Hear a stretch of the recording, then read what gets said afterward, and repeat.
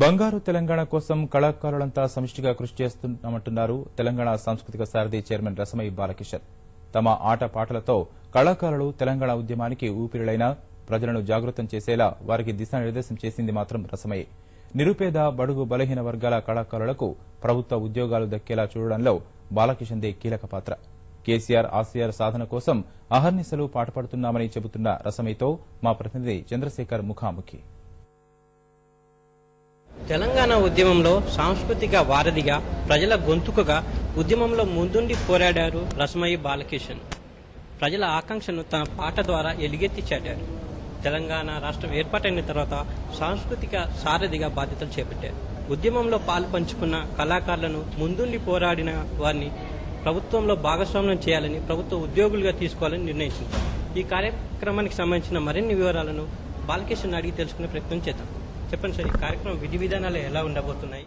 ఇవాళ ఎన్నో త్యాగాల మీద సాధించుకున్నటువంటి తెలంగాణ రాష్ట్రంలో ప్రజలందరూ కూడా సంతోషంగా ఉండాలి, ప్రజల కళ్ళల్లో ఆనందాన్ని చూడాలన్నటువంటి ఒక సంకల్పంతో ఒక ఉద్యమ నేతనే ముఖ్యమంత్రి కావడం అనేదే తెలంగాణ రాష్ట్రం యొక్క అదృష్టంగా భావించుకున్నటువంటి సందర్భంలో గతంలో ఉద్యమంలో ప్రజల్ని ఏ విధంగా అయితే భాగస్వామ్యం చేశామో రేపు ప్రజా సంక్షేమ కార్యక్రమాలను కూడా ప్రజలను కూడా భాగస్వామ్యం చేసి బంగారు తెలంగాణలో తెలంగాణ పునర్నిర్మాణాన్ని నిర్మించడానికి కోసం తిరిగి మళ్ళీ అలాగనే ప్రజల కోసము ధూమ్ధాం చేయనున్నారు. కొంతమందిని ఈ కార్యక్రమంలో భాగంగా ప్రభుత్వ ఉద్యోగులుగా తీసుకుంటున్నారు.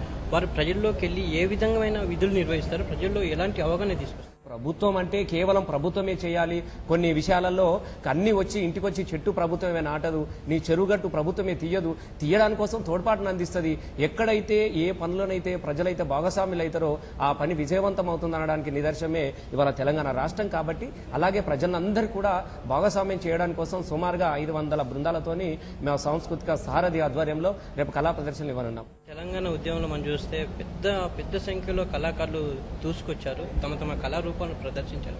అయితే వీరి ఎంపిక ప్రక్రియలు మీరు ఎలాంటి ప్రాతిపదికగా తీసుకున్నారు? ఏ అంశాల ఆధారంగా వారిని ఎంపిక చేశారు? నేను గుర్తుపట్టని కళాకారుడు అంటూ తెలంగాణ రాష్ట్రంలో ఎవరు కూడా ఉండరు. ఏదో ఒక వేదిక మీద నేను కలిసి ఆడినోని, కలిసి పాడినోని కాబట్టి నాకు వాళ్ళు చేసినటువంటి కృషి, వాళ్ళ ప్రతిభ కూడా నాకు తెలుసు. కాబట్టి నా గుర్తింపుతో పాటుగా గతంలో వాళ్ళు ఇచ్చినటువంటి అనేక ప్రదర్శనల యొక్క అన్ని విషయాలను క్రోడీకరించుకొని ఎంపిక చేయడం జరిగింది. ప్రతిష్టాత్మకంగా తీసుకున్న మిషన్ కాకతీయ గురించి కూడా ఇప్పుడు చాలా ప్రచారం జరుగుతుంది. అయితే ఈ కళాకారులను ఈ మిషన్ కాకతీయ కార్యక్రమంలో ఎలా భాగస్వామ్యం చేస్తారు, తద్వారా ప్రజల్లో ఏ విధమైన అవగాహన కల్పించేందుకు ప్రయత్నిస్తారు? ఒకటే, నిండైన చెరువు నిండైన బతుకు.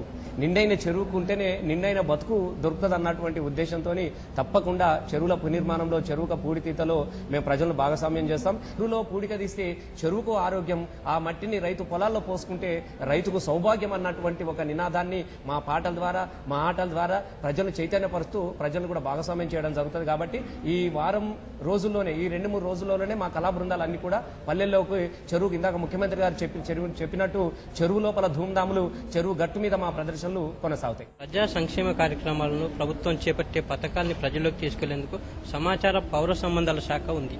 అయితే ఇప్పుడు కొత్తగా సాంస్కృతిక సారథి చేపట్టే కార్యక్రమాలు సమాచార పౌర సంబంధాల శాఖతో ఏమైనా సమన్వయం చేసుకునే అవకాశం ఏముంది? ఇవాళ సాంస్కృతిక శాఖ కానీ, సమాచార శాఖ కానీ ప్రజలతోని ప్రజా సాంస్కృతిక సంబంధాలు కలిగినటువంటి అన్ని శాఖలను క్రోడీకరించుకొని సాంస్కృతిక సారి ద్వారా కళా ప్రదర్శనలు అనేవి ఇవ్వడం జరుగుతూ ఉంటుంది. సాంస్కృతిక శాఖతో పాటుగా సమాచార శాఖ కూడా ఇవన్నీ ఒకే చెట్టుకు పూచినటువంటి కొమ్మలు. సాంస్కృతిక సారథి అనేది ఒక ఉత్పత్తి కేంద్రం. ఇక్కడి నుంచే పాటలు ఉత్పత్తి అవుతాయి. ఇక్కడ నుంచి ప్రజలకు కనువిప్పు కలిగేలా, ప్రజలను చైతన్యపరిచేలాగా టీవీ యాడ్స్ కానీ, ప్రజలను సంబంధించినటువంటి అన్ని, ఎక్కడ ప్రభుత్వ తరఫున ఏ కార్యక్రమం జరిగినా కూడా అది సాంస్కృతిక కళాకారులే నిర్వహిస్తారు. ముఖ్యమంత్రి గారు తీసుకున్న నిర్ణయం ప్రకారం చూస్తే వారిని ప్రభుత్వ ఉద్యోగులుగా పరిగణించడమే కాకుండా వారి కుటుంబానికి కూడా ఆరోగ్య బీమా, అన్ని సౌకర్యాలు కల్పిస్తామని హామీ ఇచ్చారు. అయితే మీరు సాంస్కృతిక సంస్థ సారథిగా ఉన్న సమయంలో జరిగినప్పుడు మీరు వారికి పూర్తిగా న్యాయం జరిగిందని మీరు భావిస్తున్నారు? తప్పకుండా. అసలు ప్రపంచ చరిత్రలో కళాకారులను అవసరాలకు వాడుకున్న వాళ్ళు ఉన్నారు. ఏదో బాగా పాట పాడితే చప్పట్లు కొట్టిన వాళ్ళు ఉన్నారు, వాళ్ళకు నచ్చితే ఆలింగనం చేసుకున్న వాళ్ళు ఉన్నారు, కానీ కడుపును చూసిన వాళ్ళు ఎవరూ లేరు. మా ముఖ్యమంత్రి కేసీఆర్ గారు ఉద్యమంలో భాగస్వాములు అయినటువంటి కళాకారులు అందరూ మీరు ఇప్పటిదాకా చూశారు, పేరు పేరున గుర్తుపెట్టుకొని పలకరించి ఇలా కన్నబిడ్డలాగా కళాకారులను సాదుకుంటున్నటువంటి ముఖ్యమంత్రి గారు కేసీఆర్ గారు ముఖ్యమంత్రి కావడం అనేది తప్పకుండా ఇది కళాకారుల నవనిర్మాణంగానే మేము భావించుకుంటున్నాం. ఇది మా కళల పండుగ. ఇవాళ వారు ముఖ్యమంత్రి గారు నా స్వప్నం నా ధ్యేయం బంగారు తెలంగాణ అంటున్నాడు కాబట్టి కళాకారులు కూడా ఆ పని పూర్తి చేస్తాం. ఆ గొప్పగా ప్రజలను కూడా ప్రభుత్వంలో భాగస్వామ్యం చేసి బంగారు తెలంగాణ నిర్మించి ఆ విజయాన్ని ముఖ్యమంత్రి గారికి మేము కళాకారుల తరఫున కానుకనివ్వనున్నాం. సాంస్కృతిక సంస్థ సారథిగా రాష్ట్రంలో తెలంగాణ సంస్కృతి సంప్రదాయాలకు మరింత వైభవం కలిగేలా ఎలాంటి నిర్ణయాలు తీసుకోవాలని భావిస్తున్నారు? ఖ్యాతిగాంచినటువంటి అనేక మంది కళాకారులు మరణిస్తే కూడా వాళ్ళది ఒక ఫోటో కూడా హైదరాబాద్ నడిబొడ్డున ఎక్కడా కనబడలేదు.